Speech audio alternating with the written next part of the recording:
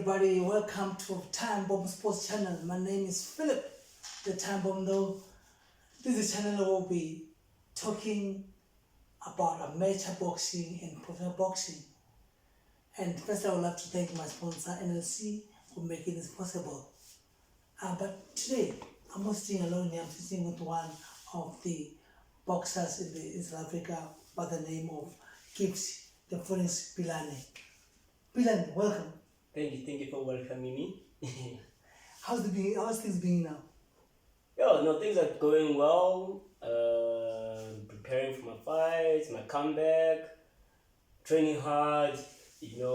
Everything we did according to strategy, and I'm going to put it all in practical. Before we get to the professional fighters coming, I want to go back to your amateur history. How many fights do you have, and when did you start your amateur? Okay, my amateur history started back in '96. My family was a boxing family. My father was in the national team. He was in the Springbok team back in between 1985, 1986. Hold on, man. So you took after your dad? Not only my dad and my uncle. What? You see, and those times boxing used to be on Sundays. Blow by blow was on Sunday, 5 o'clock. So after soccer, it was boxing. So now being a child growing up, watching boxing, you end up falling in love with the sport. I was a big fan of Dingane Tobe. Yeah. I was that little kid like only wanted that line on my head, So I fell in love with boxing as a very young kid, and because of my father, everyone they were calling me the little champ. So I was like, okay, now I wanna. My mother tried to put me in karate. It didn't work out for me. Then I went to boxing, and then I saw that's my talent. Hold on, Jen. If you can give us a little bit of history of your fight record in amateur. How many fights do you have and how many losses? My fight record, I had 168 amateur fights. 168? Were you fighting every day or every weekend? Remember, Jim, like I said, I started training in '96. My first fight was in '98. You see, back in those days, there were a lot of fights.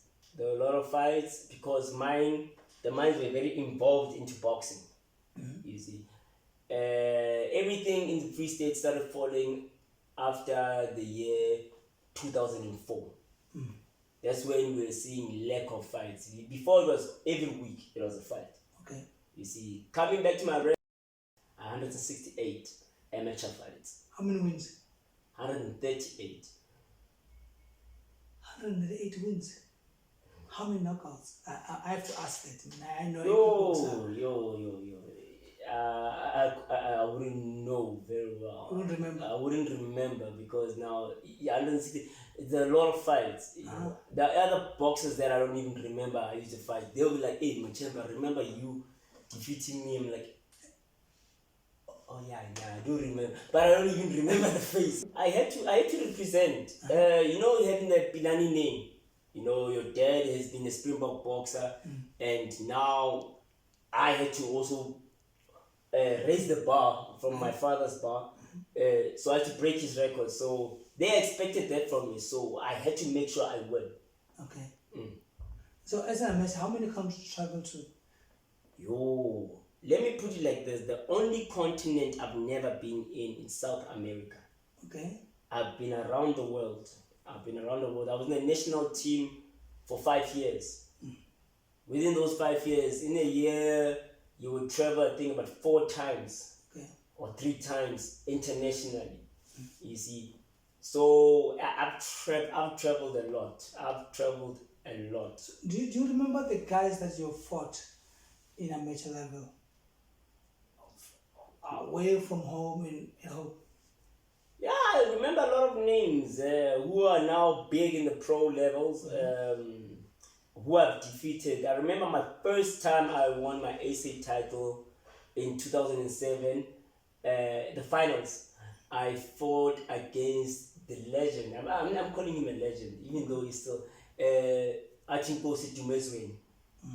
I took my SA title, the SA title in 2007 there.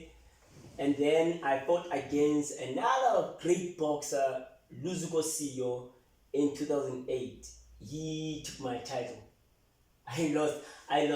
It was in Limpopo. I lost.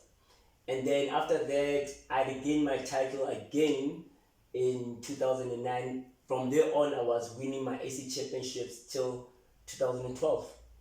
And I had a friend that was whispering in my ears here saying that you had a fight that you had to go to another province to fight. You didn't have a trainer, a coach, nothing, and you won the fight. How did it come? Okay, it's all the story of 2007. 2007, the name Golden Phoenix, you see, it came about, but before it was Black Phoenix. And then for it to convert to Golden Phoenix, it was because I was in the national team, and then my coach would now call me the Golden Boy, you see. So they now changed it from Black Phoenix to Golden Phoenix, so that to motivate me, if I go international, I must come back with gold medals. Coming to the story, 2007, why, when I'm saying Phoenix, I went through a downfall. Okay. The last time I had my first time I won a medal in the AC Championship was a bronze medal. It was in 2004 in East London. Then I've been winning from 98 to 2004. You see, 2005, 2006, I was losing like nobody's business. What was happening? Hey, I went through a downfall. Just to think as a young kid going through depression because of boxing, like I'm losing every time. I am giving up. I even went to start playing basketball. You see, my uncle pushed me back. Would now call me the Golden Boy. You see, so they now change it from Black Phoenix to Golden Phoenix, so that to motivate me, if I go international, I must come back with gold medals. Coming to the story, 2007. Why, when I'm saying Phoenix, I went through a downfall. Okay. The last time I had my first time I won a medal in the AC Championship was a bronze medal. It was in 2004 in East London. Then I've been winning from 98 to 2004. You see, 2005, 2006, I was losing like nobody's business. What was happening? Hey, I went through a downfall. Just to think as a young kid going through depression because of boxing, like I'm losing every time. I am giving up. I even went to start playing basketball.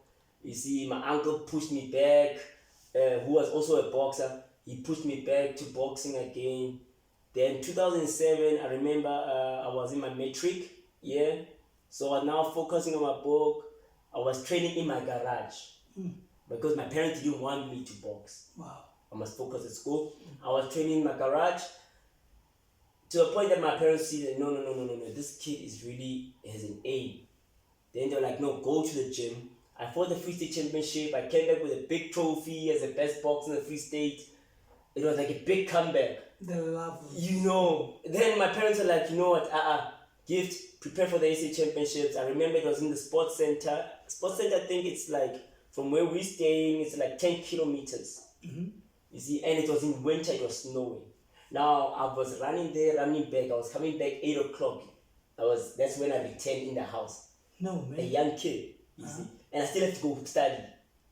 You see, I had a lot of pressure. Yeah. The painful thing was when on the last day we were supposed to leave to the AC Championships. They told us that the government, the municipality or what district, the coaches, that's what they tell us, that they ate their money. Boxers, you are not going to the AC Championships. Eish. Don't worry, there's a tournament that we'll be having in Tabo. I was like, I went through all of this for a championship, and you're just going to tell me I must go for a tournament. So it broke my heart. So my mom, being a strong mom, she saw my tears, you see, and then she had to go to neighbors and everything, trying to get help, to make calls. She was making calls as if every sporting age. He was making calling in the fight was the championship was in Port Elizabeth, making calls in Port Elizabeth. No, this child has won the 50 championship, was the best boxer. Now they say they're not going. So they told him, no, because he won, he has the rights to come to the AC Championships. Wow. My aunt,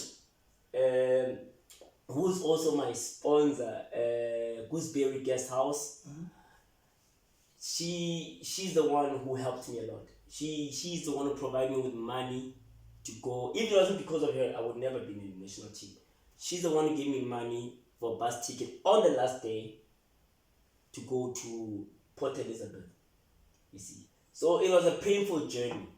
So when I was in the journey, my mindset told me that I am not going to lose.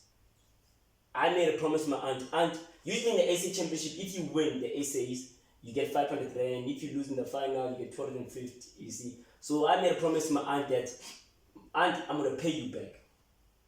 For that bus ticket, I'm going to pay you back. So my mind said that I have to win the ACs. And I was going as a strawweight up until the late Johnny Deploy.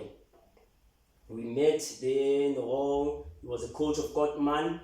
He told me that Pilane, you the Free State boy who just came now. When are we gonna take it out today? You won't win. You must book another bus tonight, so that you can go back home after losing. You see. So I was like, hey, does this person know what I went through to say that I must, So I asked this boxer. I remember it was Kotman. I was like, Kotman, what weight are you fighting? Because I know he was a strawweight champion, 7 times strawweight, if I'm correct.